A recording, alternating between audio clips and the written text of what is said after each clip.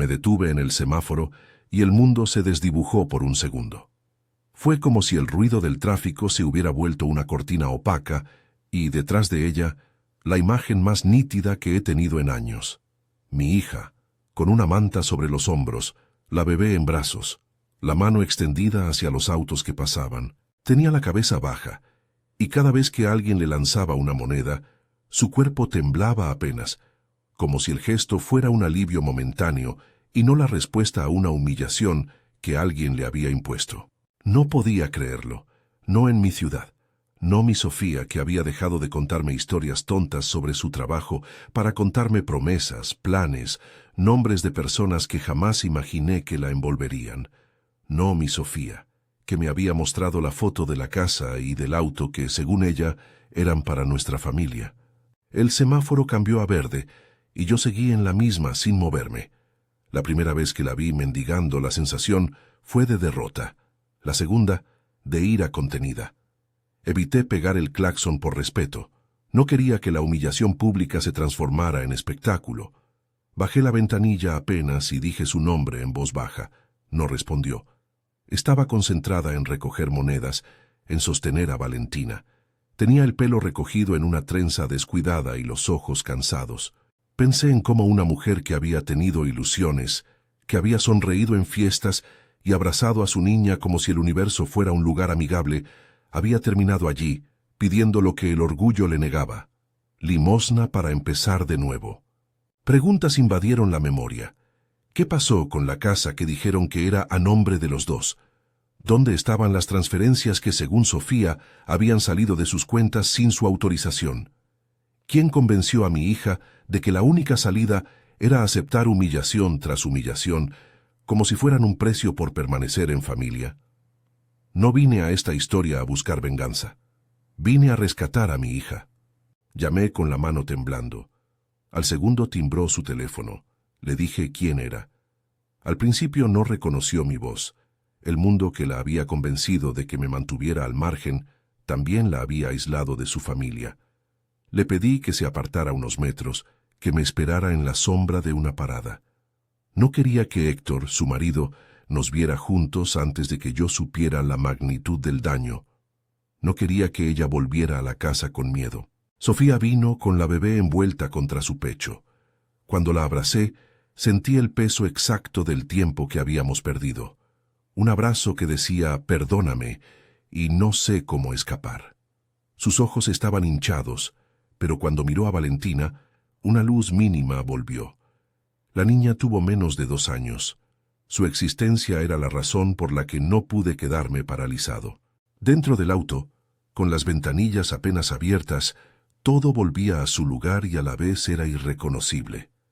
Me contó con voz fragmentada lo que ya sabía en parte y, sobre todo, lo que no me había imaginado. El control económico que había ido minando su autonomía, la presión de Mariana, la suegra, para que firmara documentos sin leer, las llamadas de Héctor que la convencían de que era por el bien de la familia, las cuentas que aparecían a nombre de empresas pequeñas donde parecían esfumarse salarios y ahorros.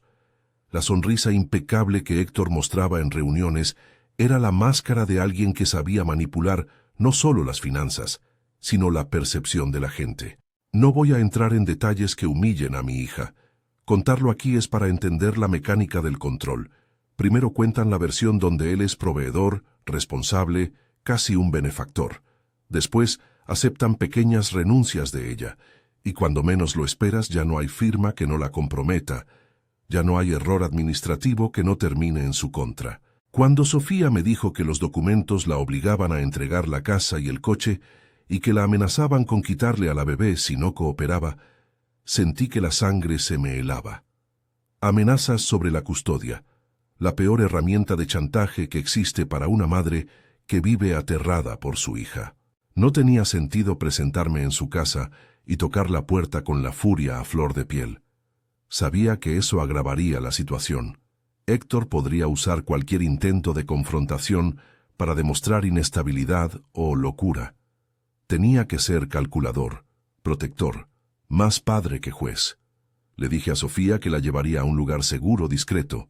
Le dije que no hablara con nadie, que no borrara nada de su teléfono, que guardara los mensajes, que no respondiera llamadas, que respirara. Ella me miró como si alguien le dijera palabras de un idioma extraño. Era evidente que había olvidado lo que era sentirse protegida. La posada de don Roberto no era un hotel de lujo. Era un cuarto con paredes que olían a café y a pan recién hecho, donde se cruzaban hombres y mujeres que trabajaban en la ciudad y conocían historias ajenas. Para nosotros, fue una fortaleza temporal. Don Roberto nos abrió la puerta sin preguntar demasiado. Me miró con ese silencio que solo tienen hombres que han visto demasiado y que saben que a veces no hacen falta muchas palabras. A cambio de una promesa de no complicar a nadie, nos ofreció la habitación en la parte de atrás. Allí, con una manta y un sofá-cama, Sofía y Valentina pudieron dormir más de 2 horas seguidas por primera vez en semanas.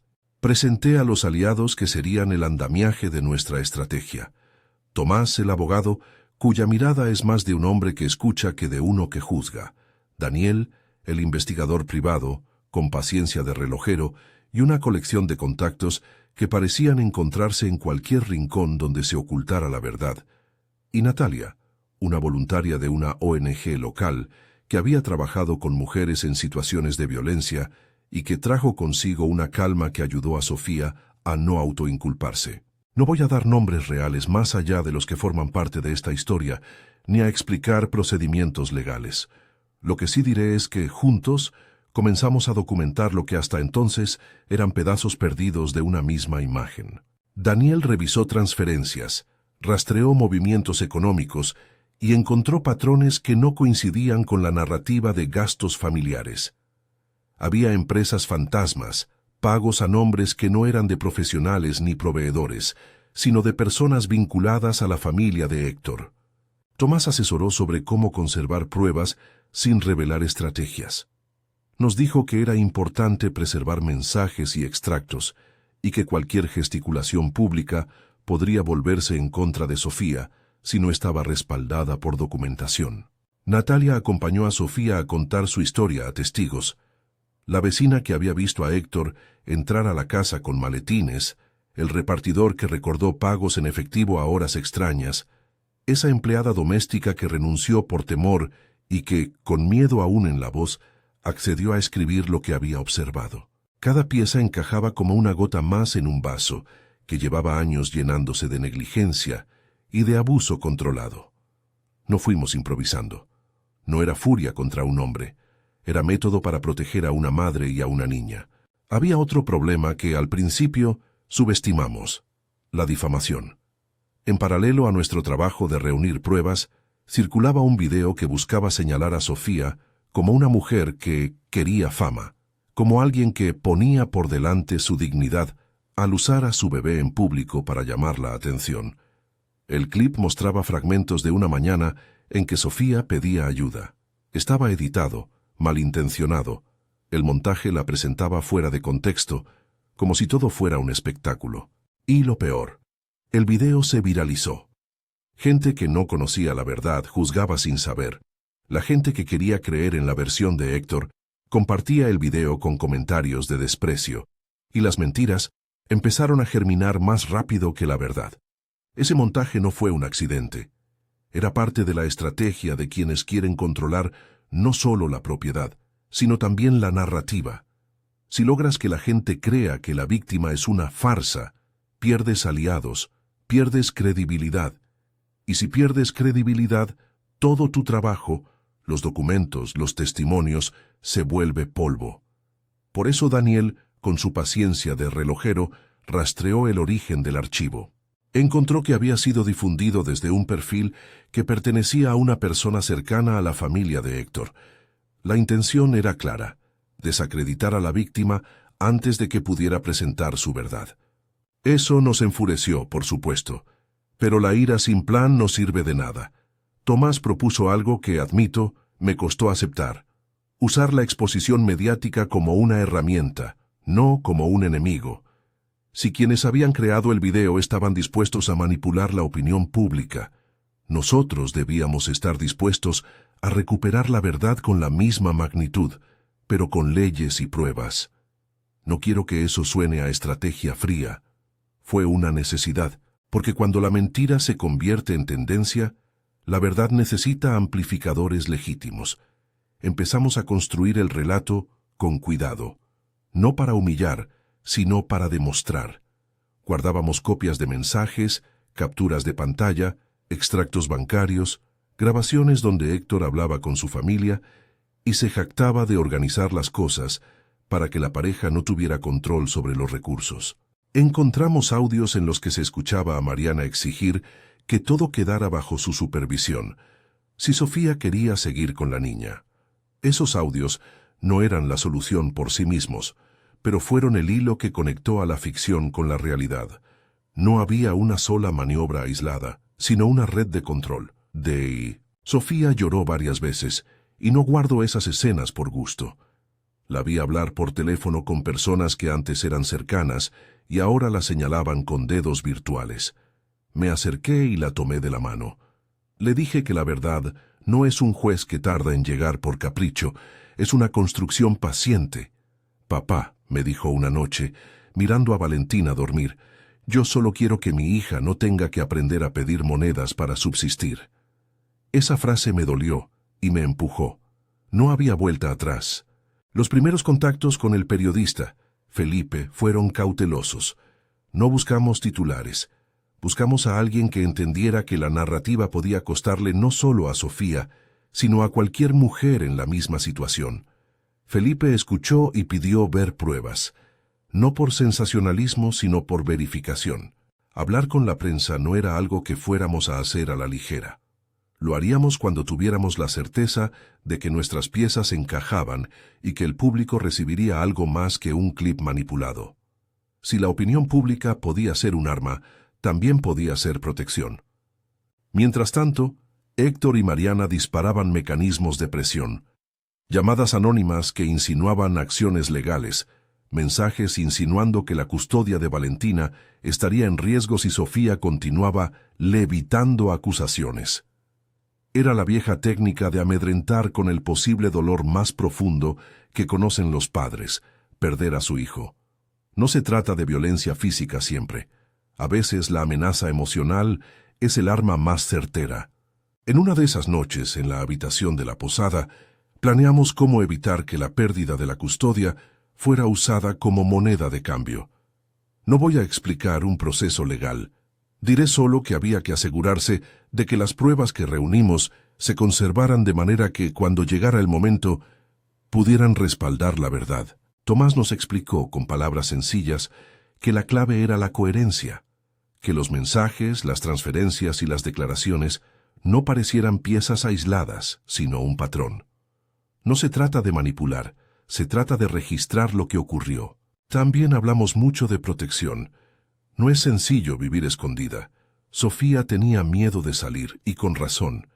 Cada ruido la hacía mirar hacia la puerta. Las noches eran largas. No es heroico el refugio, es simplemente la decisión de ofrecerle a una mujer la posibilidad de recuperar su respiración sin mirar constantemente por encima del hombro. Al cabo de unas semanas, Daniel nos trajo algo que pareció cambiar la temperatura de la sala. Una grabación en la que se escuchaba a uno de los operadores de Héctor, Ricardo, su cuñado, referirse, sin rodeos, a reposicionar fondos, a hacer desaparecer documentos y a reacomodar a la familia en caso de que algo saliera mal. No era la confesión principal que necesitábamos, pero indicaba que había gente dispuesta a ejecutar órdenes. Si había uno que hablaba así, quizás había otros que sabían más. La difusión del video manipulador seguía haciendo daño. Personas que no conocían a Sofía la juzgaban. Vecinos se acercaban para decirnos que habían oído cosas. Todo eso tiene un peso real. La reputación de una madre, una posibilidad de empleo, una red de apoyo que se desvanece. Pero cada vez encontrábamos aliados. La vecina que había callado por miedo que ahora aceptaba declarar, la amiga del colegio que compartió mensajes donde Héctor se mostraba controlador, y don Roberto, que nos cubrió la espalda cuando más lo necesitábamos. En medio de todo esto, surgió una idea que al principio me pareció arriesgada. El calendario tenía una fecha marcada: la boda. Sí, la boda. Aquella ceremonia que, en apariencia, iba a ser la celebración de una familia unida y feliz, iba a ser el símbolo de una mentira elaborada. Héctor planeaba una ceremonia donde su imagen quedaría impecable, con amigos y conocidos que confirmarían su versión.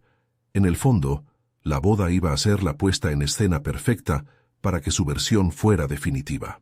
Si ellos piensan que pueden usar la boda para la narrativa definitiva, podemos usar la boda para la verdad definitiva, dijo Tomás una tarde, sin alzar la voz. En ese momento, supe que la idea se estaba transformando en algo tangible. Usar el evento para confrontar la versión pública de Héctor, no con violencia, sino con pruebas, no con espectáculo, sino con evidencia que desmontara el montaje. No voy a ocultar que la idea de que el plan se ejecutara en la boda me dejó intranquilo. Hay algo casi cruel en revelar a alguien frente a su familia en el sitio donde pretende lucir impoluto. Pero pensé en Sofía y en Valentina, en la cantidad de daños que una mentira publicitada puede causar. Si la boda era el escenario donde Héctor consolidaría su mentira, convertirla en un escenario de verdad parecía, además de legítimo, necesario. Antes de que alguien piense que esto fue una decisión impulsiva, no lo fue. Planificamos. Recogimos la pequeña montaña de documentación que volvería creíble cualquier presentación pública.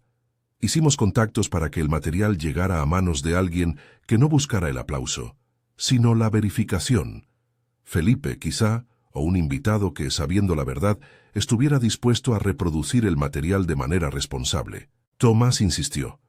Si íbamos a mostrar algo en un lugar público, debía estar respaldado por pruebas irrefutables, y debía haber una estrategia para la seguridad de Sofía y de la bebé. Esa noche, viendo a Valentina dormir en brazos de su madre, pensé en lo que significaría que un video de esas características, no el manipulado, sino el compilado que mostrara la secuencia de control, las transferencias y las confesiones, se proyectara en una sala donde Héctor se jactaba de ser el protector.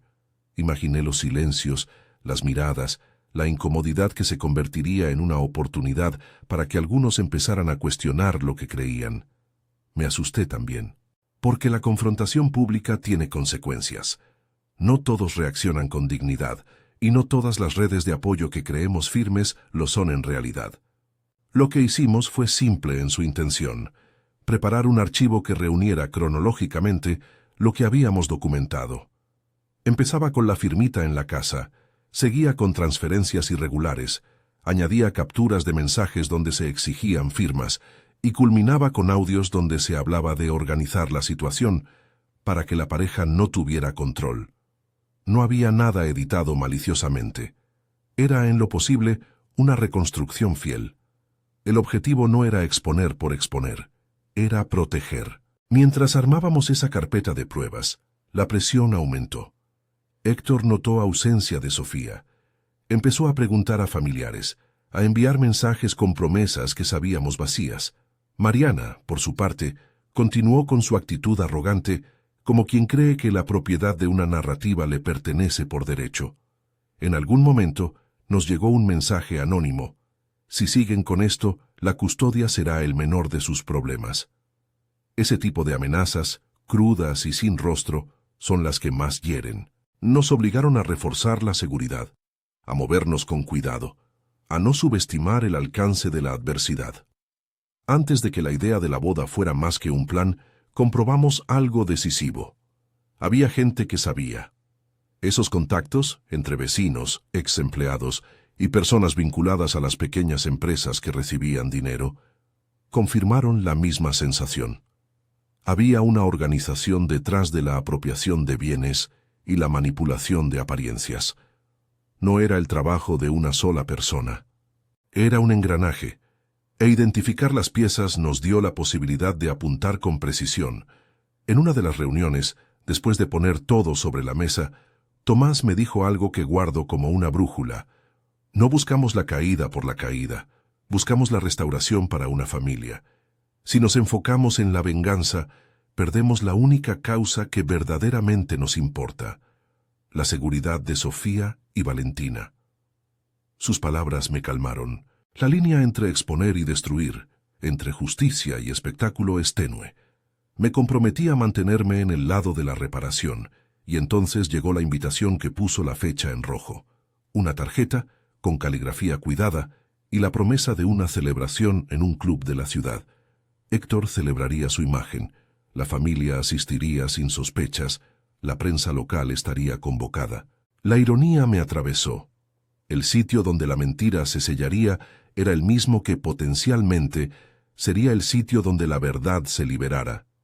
Allí fue cuando la tensión se volvió tangible, no porque quisiéramos avergonzarlos, sino porque sabíamos que el público, que la gente que iba a ver la boda, merecía conocer la otra cara de la historia antes de que la versión falsa se convirtiera en la dominante. No decidimos nada de inmediato. Hicimos lo único sensato: esperar, recopilar más, fortalecer la seguridad y preparar opciones. Sabíamos que subir a una persona a un escenario para desacreditarla sería tanto peligroso como definitivo. Por eso necesitábamos aliados dentro de la ceremonia. Alguien que reproduciría la evidencia de manera responsable, sin editar ni manipular. Alguien que, con pruebas en mano, pudiera hacer que las palabras se sostuvieran más allá del rumor. Aquella noche, sentado en un banco en la plaza, mientras Valentina dormía en el cochecito que empujaba Natalia, pensé en cómo la vida nos obliga a tomar decisiones que no planeamos.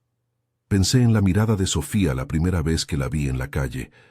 Pensé en la promesa tácita que un padre hace cuando sus hijos están en peligro, que haría lo que fuera para devolverles el derecho a vivir sin miedo, aunque eso signifique exponerse al juicio de otros. No puedo pretender que no hubo dudas. Las noches sin dormir, las llamadas anónimas, los silencios en la familia. Pero a veces la verdad exige audacia, no para destruir, sino para salvar. La boda era la posibilidad de convertir una puesta en escena en una oportunidad para detener la mentira en seco. Así nos quedamos entonces, con más pruebas, con un plan en sus primeros trazos, con un equipo que no buscaba aplausos sino veracidad. Me prometí a mí mismo que no dejaría que el peso de la venganza embriagara nuestras decisiones, que, si la exposición ocurría, sería con respeto y con la certeza de que cada paso había sido tomado, pensando en la seguridad de Sofía y de Valentina. Esa misma tarde, mientras revisábamos por enésima vez las grabaciones, y Daniel nos explicaba el origen probable de algunos pagos sospechosos, sonó el teléfono de la posada. Era Felipe, que había pedido ver un fragmento de la documentación. «Puedo ayudar», dijo con voz grave, «pero necesito que me dejen tiempo para verificar esto. Si lo proyectamos sin chequear, la prensa de sensacionalismo lo convertirá en otro montaje». Su seriedad me dio tranquilidad. Era el tipo de persona que podía entender que nuestra urgencia no era show, sino justicia. La puerta de la posada se abrió y un sobre quedó encima de la mesa. Dentro había una fotografía.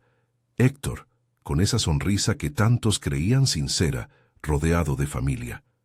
En la esquina apenas visible, Mariana posaba como quien acepta una coronación. La foto era la misma que usarían en la invitación. La tenía en las manos y sentí una mezcla de repulsión y oportunidad. Si ellos tenían la imagen, nosotros teníamos la verdad. Recorrimos la casa con la carpeta de pruebas bajo el brazo, buscando el mejor modo de protegerlas. Natalia propuso digitalizar todo en múltiples copias y guardarlas en lugares distintos. A algunos les pareció exagerado, a otros indispensable. Yo pensé en mi hija y en la promesa que le había hecho la noche que la descubrí en el semáforo. «Te saco de donde estás, cueste lo que cueste». Esa promesa no era un grito, era un plan. El reloj marcaba los días. La boda se aproximaba, y con ella la decisión de dar un paso que cambiaría la vida de muchos alrededor. Me dormí esa noche con una certeza: no lo haríamos a medias. Si exponíamos la verdad, lo haríamos con la dignidad que se merece una mujer que fue reducida a un meme viral. No para humillar, para reparar. Al amanecer siguiente, cuando el primer rayo de sol acarició la habitación de la posada, y Valentina soltó un gemido de recién despierta, Tomás me miró y dijo: «Hoy confirmo contactos. No hay marcha atrás sin que pongamos la seguridad de Sofía primero. Si ella está lista, avanzamos en los pasos que acordamos». Le respondí con una afirmación que no fue de valentía, sino de deber. Avanzamos. No sabía cuánto nos costaría aquel avanzamos, pero sabía qué significaba. Era la línea entre aceptar la mentira y pelear por la verdad. Todavía quedaban piezas por ordenar, algunos testigos a los que convencer de declarar, otros documentos por comprobar, y la delicada tarea de hacer que la evidencia llegara a las manos correctas en el momento justo. Pero lo que nadie pudo quitarme esa mañana fue la visión de mi hija, finalmente tendiendo su mano hacia un futuro que ya no dependería de monedas ajenas. La promesa estaba hecha, y la cuenta regresiva había comenzado. Avanzamos. La palabra parecía sencilla, pero detrás llevaba noches de vigilias y decisiones que no se toman por impulso. La cuenta regresiva hacia la boda nos obligó a afinar detalles que no solo eran pruebas, eran la seguridad de 2 vidas. Hicimos una última reunión corta en la cocina de la posada, con la luz amarilla de la lámpara rebotando en las tazas. Fue ahí donde Felipe me dijo, sin dramatizar, que podía encargarse de que aquello se mostrara exactamente como debía, sin montaje sensacionalista, únicamente la cronología que habíamos construido. Si vamos a hacerlo público, lo haremos para que la verdad hable, me dijo. Tomás asintió y recordó una vez más. Todo debe estar respaldado, nada improvisado. Antes de entrar en lo que pasó en la boda, quiero pedirte algo breve. Si esta historia te toca, dale like y suscríbete. No por mí, sino porque hay muchas Sofías que necesitan que no se normalice el control, la humillación ni la desinformación. Gracias. La mañana de la ceremonia fue una sucesión de rituales que para la mayoría eran solo caricias a la felicidad. Flores, corbatas, saludos. Para nosotros, cada gesto era una medida de seguridad. Horarios, personas identificadas, señales. Sofía aceptó vestirse con calma. Eligió un vestido sencillo, nada ostentoso. Me dijo con media sonrisa que no llegó a los ojos, que no quería que la atención se centrara en nada que no fuera Valentina. La niña, por su edad, ignoraba la tensión y jugaba con un lacito que Natalia le había puesto.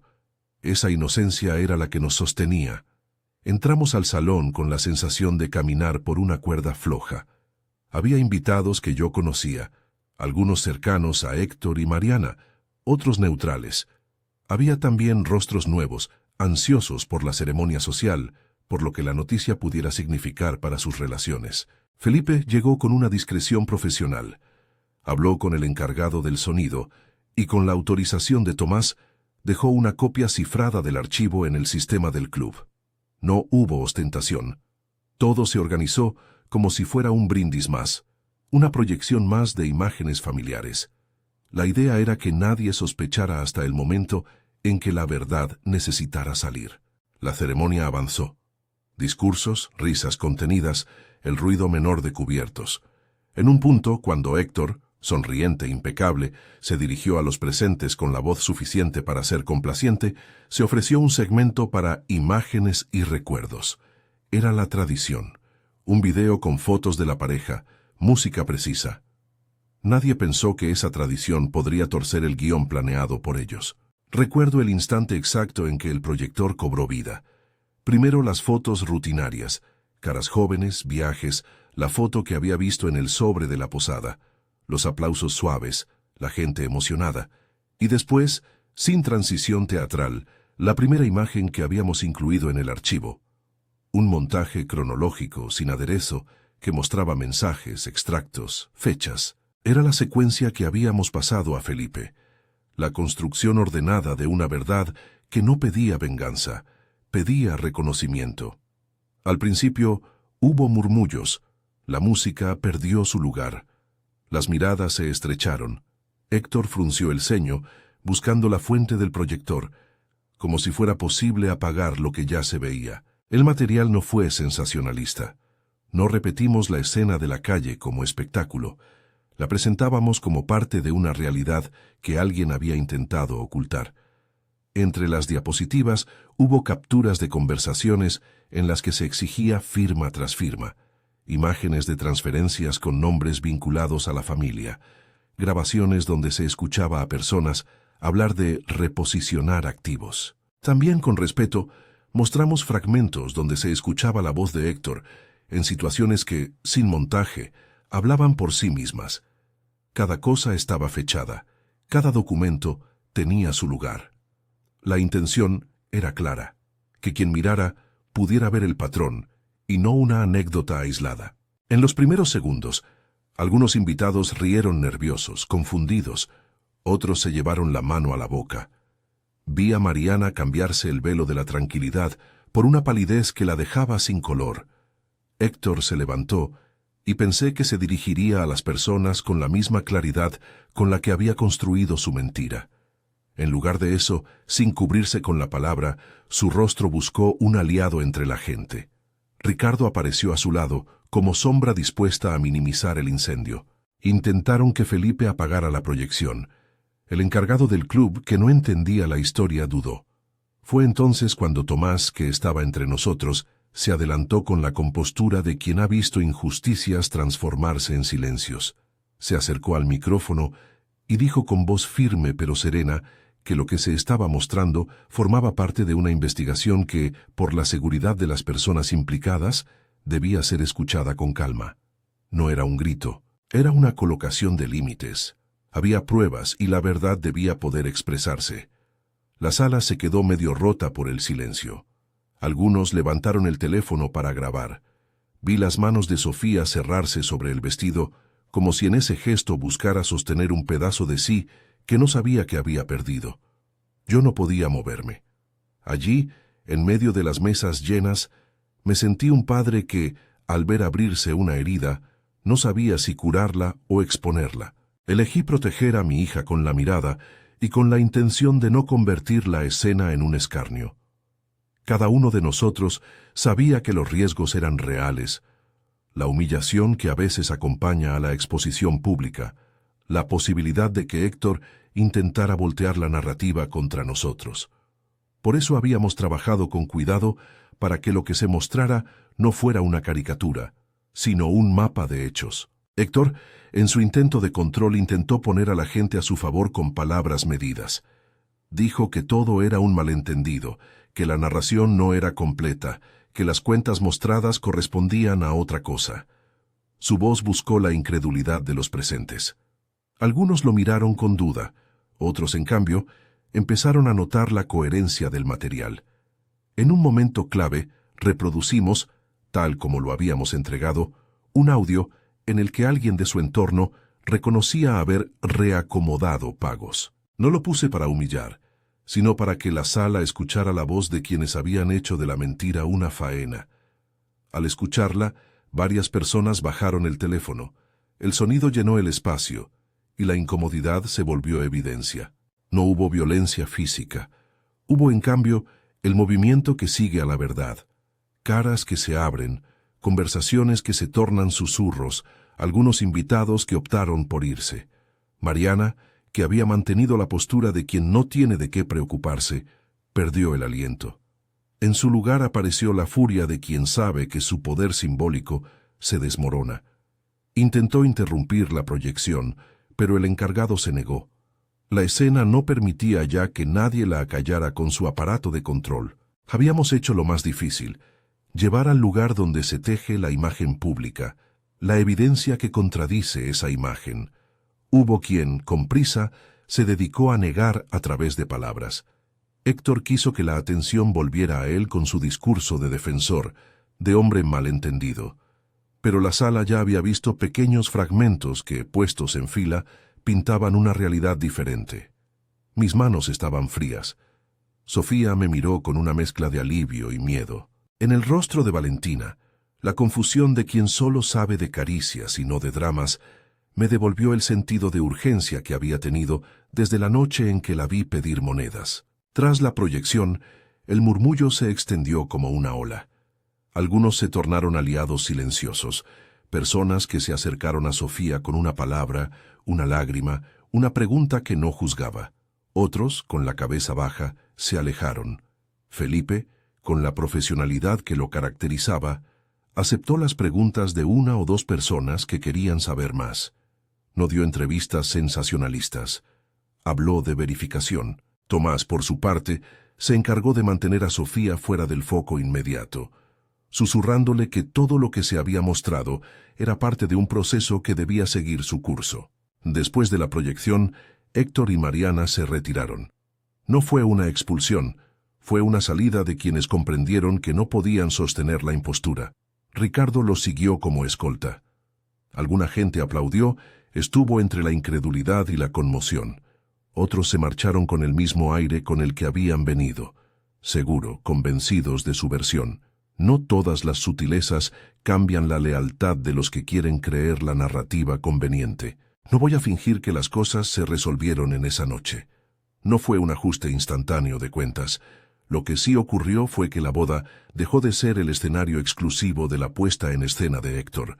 Su imagen quedó marcada por aquella proyección, y para nosotros eso fue un comienzo. Ese acto público provocó reacciones que obligaron a algunas personas a revisar lo que aceptaban como verdad. Al otro día recibimos llamadas inesperadas. Algunas eran de vecinos que querían dar testimonio, otras de personas que habían trabajado en las pequeñas empresas donde se habían visto movimientos extraños. Un par de antiguos empleados, hasta entonces callados por miedo, aceptaron encontrarse con Daniel para dar detalles. Ninguno de esos pasos fue una garantía de victoria, pero sí representaron una acumulación de voces que, juntas, hacían menos frágil la afirmación de Sofía. También llegaron amenazas, no con agresiones físicas, sino con cartas y mensajes que buscaban amedrentar. Esa es la otra cara de la exposición.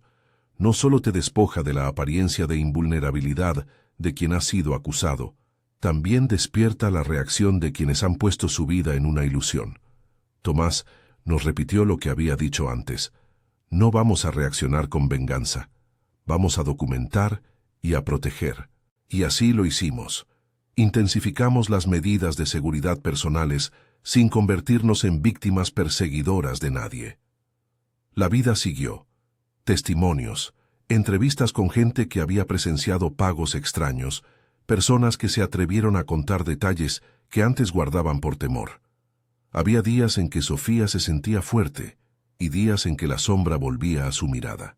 Hubo sesiones con una terapeuta que aceptó atenderla con un esfuerzo especial. Hubo charlas con mujeres que la animaron a volver a trabajar a su ritmo. No puedo decir que la reconstrucción fue rápida, porque no lo fue.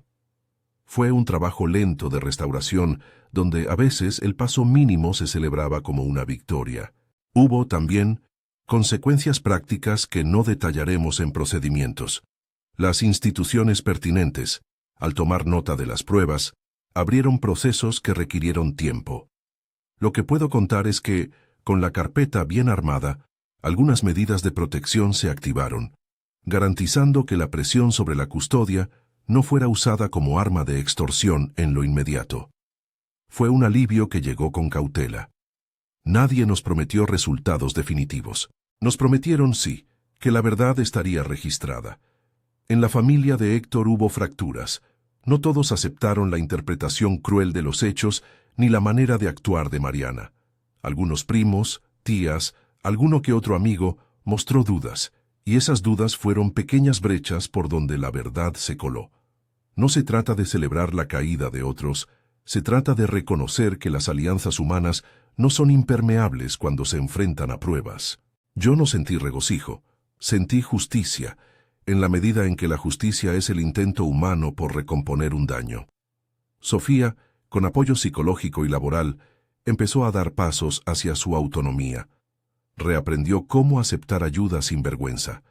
Empezó a tomar clases que le permitieron en unos meses acceder a un trabajo estable.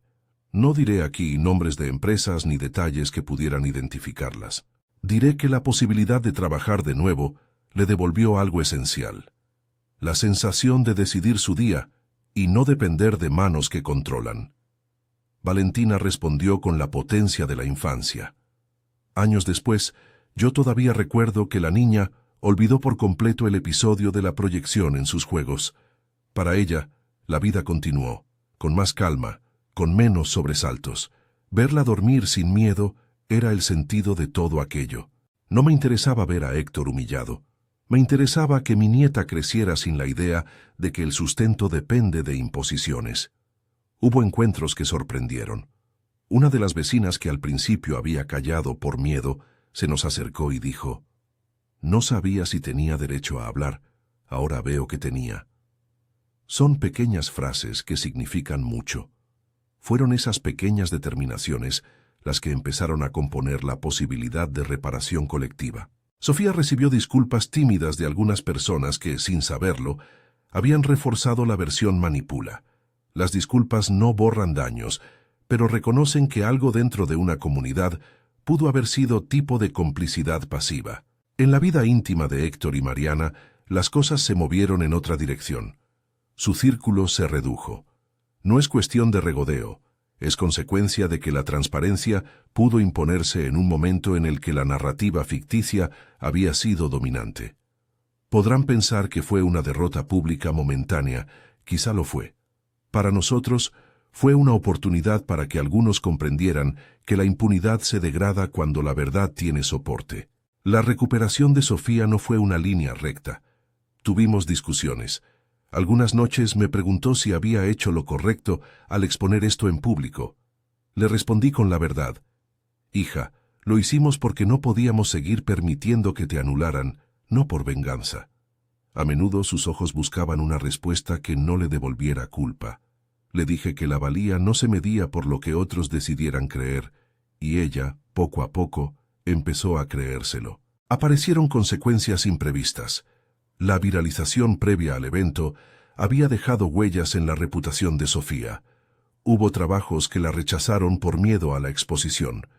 Con la nueva documentación y la aparición de testigos a favor, algunos de esos espacios reconsideraron su postura y ofrecieron oportunidades. Es la justicia lenta, no borra, pero abre posibilidades. En la reconstrucción hay días buenos, una entrevista de trabajo exitosa, una sonrisa de Valentina que no teme. Y días difíciles, una entrevista que falla, una tía que prefiere no hablar. Todo eso forma parte de lo que significa rehacer una vida. Seguimos cuidando la privacidad de Valentina. No somos exhibicionistas ni queremos que su infancia quede marcada por la polémica. Cuando alguien nos preguntaba por la niña, contestábamos con la firmeza de quienes saben que la protección no es solo legal, sino cotidiana. Menos cámaras, más tiempo de juego. Esa línea fue sagrada desde el principio. Hubo una conversación inolvidable con don Roberto, sentado en su posada con un café humeante. Él me dijo, con la serenidad de quien ha visto de todo: «La gente se equivoca cuando cree que la verdad siempre cae con ruido. Algunas veces la verdad cae como agua, gota a gota, hasta que lo que parecía sólido se corroe». Yo le respondí que a veces es necesario poner la gota en el lugar correcto para que el proceso empiece. Me miró y sonrió con esa gravedad que resuelve. «Hiciste lo que tenías que hacer de la forma más humana posible». Esa frase sencilla me dio fuerzas. No puedo decir que la paz regresó como un manto que lo cubre todo. La paz fue otro proceso, sordo y paciente. Hubo audiencias, conversaciones con asistentes sociales, con la terapeuta de Sofía.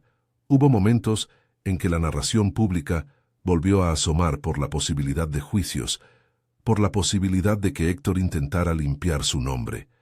Nuestro equipo, abogados, la investigadora, seguían haciendo su trabajo con cautela. No hablamos de resultados absolutos, hablamos de pasos que avalan una historia que merece ser escuchada con documentos, con testimonios.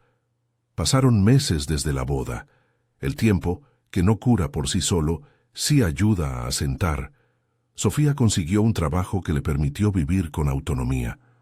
No era la riqueza prometida de anuncios de autoayuda, era trabajo honesto y estable. Más importante aún, recuperó la sonrisa que no dependía del juicio ajeno. Valentina aprendió a correr en un parque sin que su madre mirara a cada paso con anticipación. Yo, como padre, aprendí a recibir la palabra gracias, sin cargarla con heroísmos. Sofía me lo repetía: «Papá, lo hicimos juntos». No era un consuelo, era la constatación de que la familia puede ser un refugio si se administra con respeto. Un día, mientras caminábamos por el parque, una mujer a la que no conocíamos se acercó y dijo, con voz temblorosa, que había visto el video en la boda y que eso la había hecho mirar con otros ojos a su vecina, que por años había callado. Tu hija me ayudó a entender algo que yo no quería ver, dijo. No pidió nada, solo agradeció. Ese agradecimiento tiene un peso que las cifras no miden. Es la extensión de una reparación social que va más allá de sentencias o medidas. Es la suma de miradas que cambian. Con el tiempo la familia de Héctor tomó decisiones que los alejaron de nosotros. No hubo violencia explícita ni escena amarga cuando se dieron cuenta de la magnitud de lo que se había mostrado. Más bien, hubo un repliegue, un intento de reconstrucción interna que no nos incumbía.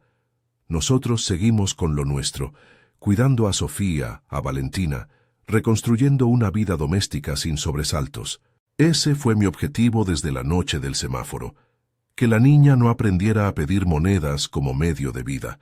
Al final, lo que más me enseñó este proceso no fue la caída de otra persona, fue la confirmación de algo que intuía desde siempre, que la dignidad no puede ser comprada con documento alguno, que existen manos que controlan y manos que protegen, y que a veces, para que la protección exista, hay que poner la verdad en un lugar donde no se pueda silenciar. No busqué la venganza ni la humillación, busqué el rescate, y el rescate exige mucho más que pruebas, exige compasión para con la persona dañada y con la posibilidad de que la comunidad recupere su capacidad de creer en la verdad. Los días pasan y la memoria atempera el dolor. Sofía ahora ríe sin esa sombra que la cruzaba en ciertos encuentros familiares. Valentina es una niña que conoce el parque, la escuela, los helados.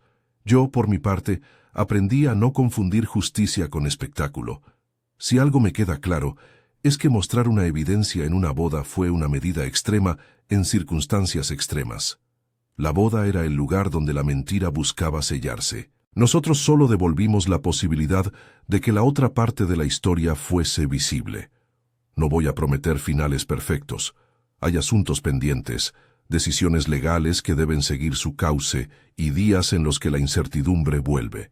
Pero sí puedo decir que gracias a la estrategia que planificamos, con respeto, con cuidado y con la responsabilidad de no convertir el dolor en show, Sofía y Valentina recuperaron la posibilidad de construir un futuro con más seguridad. Las heridas tardarán en cerrarse, las confianzas necesitan tiempo, pero la dirección cambió. En alguna ocasión, cuando visito a mi hija y veo a la niña jugar, me asalta una sensación que no es triunfo sino alivio. No celebro la caída de nadie, celebro la restauración de una vida. Me avergüenzo de haber visto a mi hija así y me siento agradecido por haber podido actuar.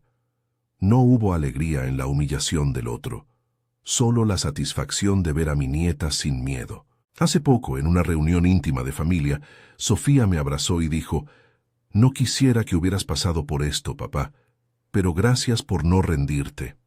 Me estremecí, porque en ese gracias estaba la razón de todas las noches sin dormir, de las advertencias, de la paciencia. Si al final hay algo que deseo que quienes escuchan o leen esta historia recuerden, es esto.